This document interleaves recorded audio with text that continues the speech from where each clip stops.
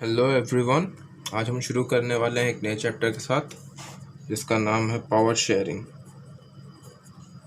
ठीक है, ये आपके क्लास 10th CBSE का चैप्टर 1 है जो आपके एग्ज़ाम पॉइंट ऑफ व्यू से फर्स्ट चैप्टर होने वाला है आपके सिविक्स का।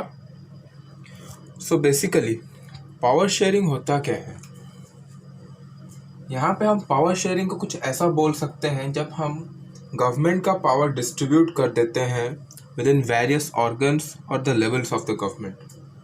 So how can power sharing be defined?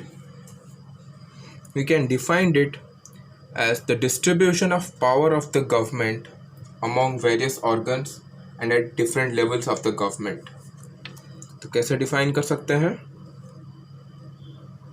ना? Distribution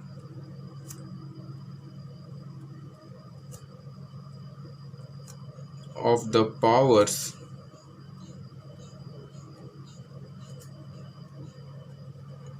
of the government among various organs and at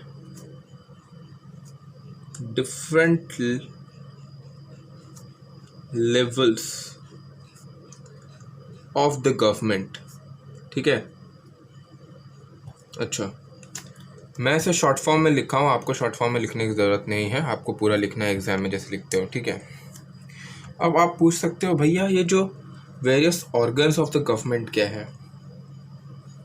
various organs, जब हम वेरियस ऑर्गन्स मीन कर रहे हैं तो यहाँ पे हम समझा रहे हैं हॉराइजॉन्टल डिस्ट्रीब्यूशन ऑफ पावर को। हॉराइजॉन्टल डिस्ट्रीब्यूशन ऑफ पावर क्या होता है ना? The distribution of power within legislature, executive and judiciary that are present at the same level. उनका सेम लेवल पे है, ठीक है, पर उनका काम अलग अलग है, दे परफॉर्म वेरियस फंक्शंस। और दूसरा वाला एट डिफरेंट लेवल्स। जब हम डिफरेंट लेवल्स बोल रहे हैं हम यहाँ पे मीन कर रहे हैं vertical distribution of power. Vertical distribution of power का मतलब यहाँ पे पावर डिस्ट्रीब्यूट हो रहा है between the different levels of the government, जैसे कि central level, state level and local bodies. ठीक है, अब हम पावर शेयरिंग को डिटेल में जानने से पहले कोई केस स्टडी करेंगे, जैसे कि आपके बुक्स में दिया है, और ये आपके 1 मार्कर्स के क्वेश्चन आ सकते हैं MCQ में। जैसे कि हमको पता है कि MCQ क्वेश्चन बहुत इंपॉर्टेंट हो गए हैं आजकल एग्जाम पॉइंट ऑफ व्यू से। ठीक है, तो केस स्टडी सबसे पहले आपके बुक में दिया है किस चीज़ का ना? बेल्जियम। ठीक है, सबसे पहले हम बेल्जियम का केस स्टडी करेंगे। बेल्जियम का केस स्टडी करने से पहले एक चीज़ जानना बहुत ज़रूरी है ना, बेल्जियम का जो कॉम्पोजिशन था वो बहुत एथनिक था, यानी बहुत डाइवर्सिफाइड था, और variety of people used to stay there belonging to different religions और speaking different type of languages. ठीक है, यहाँ पे जो बेल्जियम था उसका कॉम्पोजिशन थोड़ा हटके था, या बोल सकते हैं अलग था। कैसे ना? यहाँ पे जो 59% जो लोग रहते थे वो थे डच स्पीकिंग। ठीक है, डच स्पीकिंग।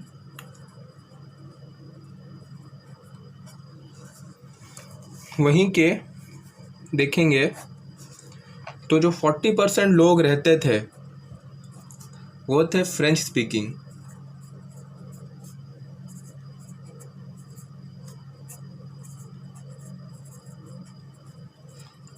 वेरएस जो और 1% लोग थे वो थे जर्मन स्पीकिंग।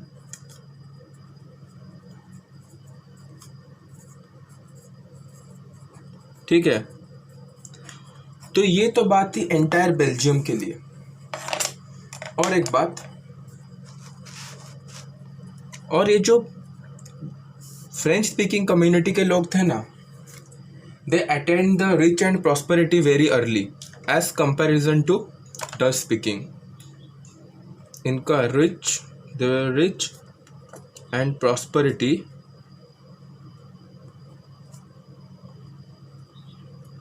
गेन्ड अर्ली, ठीक है। अब हम देख सकते हैं कि मेजर डोमिनेंट कौन है यहाँ पे, ना डच स्पीकिंग है, 59% कंसिडर कर रहे हैं,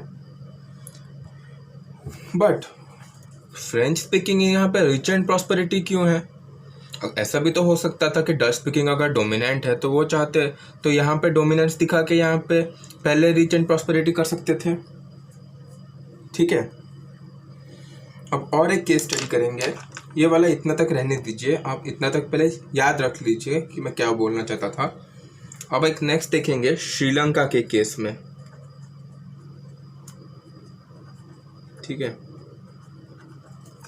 ये पहली बात क्लियर हो जाओ कि ये कोई नोट्स नहीं दे रहा हूँ, ये मैं आपको शॉर्ट नोट्स दे रहा हूँ।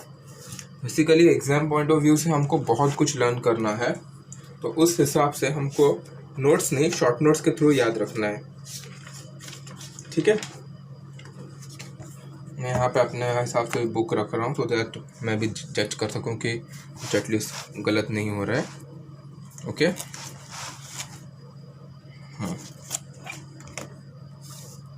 अब श्रीलंका के केस में क्या हो रहा था ना, श्रीलंका में जैसे यहाँ पे बेल्जियम में देखे डच स्पीकिंग रह रहे थे, फ्रेंच स्पीकिंग रह रहे थे, जर्मन स्पीकिंग रह रहे थे, तो श्रीलंका में पहले 2 मेजर ग्रुप्स थे,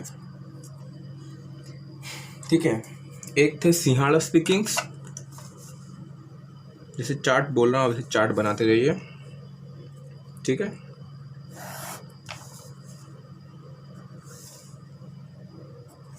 पहला चार्ट में लिखिए सिंहाड़ा स्पीकिंग,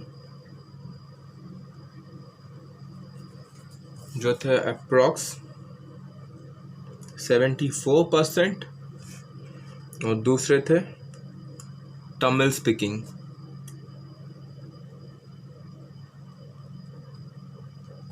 जो कितने थे अप्रॉक्स 18%।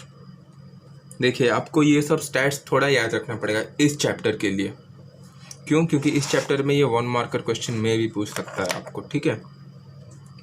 तो बेसिकली जो सिंहाड़ा स्पीकिंग थे वो कौन से रिलीजन से बिलोंग करते थे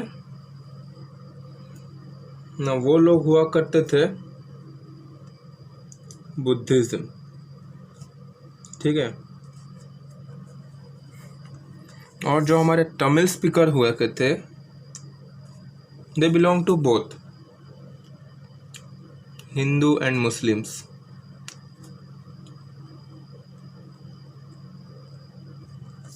ठीक है। उसके बाद ये जो तमिल स्पीकर्स थे they were further sub divided into 2 groups, वो हम ग्रुप बना लेते हैं। अगर मैं आपको सेंटेंस के थ्रू या पूरे नोट्स देता रहूँगा इट विल बी बहुत ज़्यादा टाइम कंज्यूमिंग हो जाएगा, और ऊपर से आपको लर्न करने में थोड़ा प्रॉब्लम हो सकता है, दिक्कत। तो we should always go with a flow chart, जो कि मैं खुद अपने 10th के टाइम यूज़ करता था। I use to follow flow chart, ठीक है। यहाँ पे क्या था, ये दोनों थे, एक सेकेंड, यहाँ पे जो थे तमिल स्पीकिंग, एक थे श्रीलंकन तमिल्स,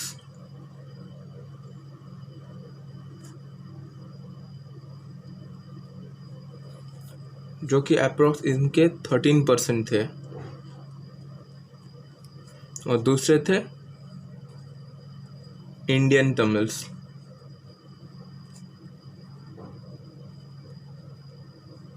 ठीक है।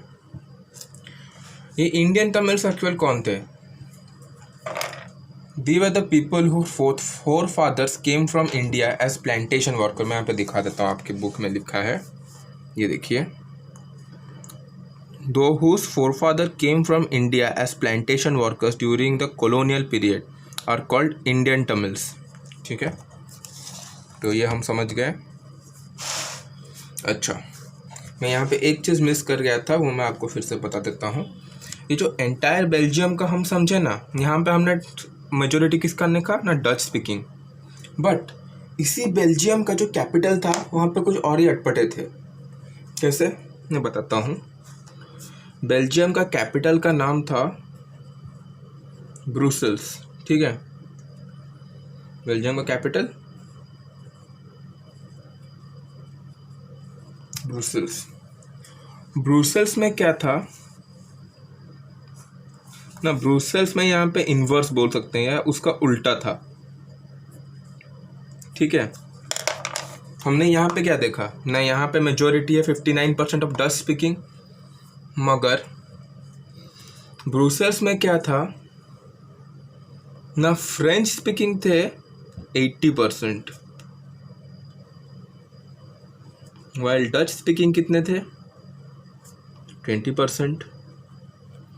तो चीज़ें हमको याद रखनी है कि एंटायर बेल्जियम में क्या है ना, बेल्जियम में मेजोरिटी है डच स्पीकिंग का, वेरस उसी के कैपिटल ब्रुसेल्स में मेजोरिटी है फ्रेंच स्पीकिंग का। ठीक है, ये हमने देख लिया। उसके बाद हमने ये भी जान लिया। तो इस पेज में हमने क्या देखा, आपको इतना ही नोट करना है बस। ठीक है, कि पावर शेयरिंग क्या होता है ना, distribution of power of the government among various organs and at different levels of the government. ठीक है, उसके बाद कि ये पावर शेयरिंग को डिटेल्स में पढ़ने से पहले हमने पहले जान लिया दो केस के बारे में, जैसा आपकी बुक में दिया है, या बोल सकते हैं आपके 1 मार्कर क्वेश्चंस के लिए इम्पोर्टेंट है। जैसे कि बेल्जियम का केस स्टडी, एंटायर बेल्जियम के लिए मेजोरिटी था डच स्पीकिंग का, जो थे अप्रोक्स 59%। फ्रेंच स्पीकिंग थे यहाँ पे 40%, जिनको कि रिच एंड प्रॉस्पेरिटी पहले मिल गया था, दे gain the rich and prosperity early, and 1% थे जर्मन स्पीकिंग। बट उसी बेल्जियम का जो कैपिटल था उसका नाम था ब्रुसेल्स। ब्रुसेल्स में क्या था ना, उसका उल्टा था, यहाँ पे डोमिनेटिंग थे या मेजोरिटी था फ्रेंच स्पीकिंग का 80% और डच का था 20%। उसके बाद श्रीलंका के केस में हमने क्या जाना, श्रीलंका में 2 मेजर ग्रुप रहते थे। एक थे सिंहला स्पीकिंग जो थे approx 74%, they belong to the religion of Buddhism, and दूसरे थे तमिल स्पीकिंग जो थे अप्रॉक्स 18%, उनका religion both Hindu and Muslims थे। और जो तमिल स्पीकिंग थे वो 2 टाइप के थे, फर्दर डिवाइडेड, श्रीलंकन तमिल्स जो कि थे 13% के, and others way the Indian Tamils. ठीक है, और एक चीज़ यहाँ पे देख सकते हैं, यहाँ पे एक चीज़ और नोट कर सकते हैं। ठीक है,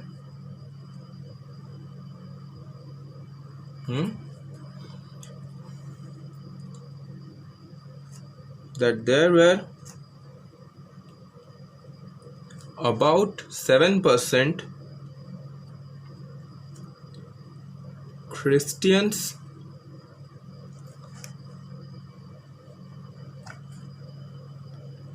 who are both Tamil and Sinhala. ठीक है, ये एक नोट चीज़ करने की बात है आपको, एक स्टार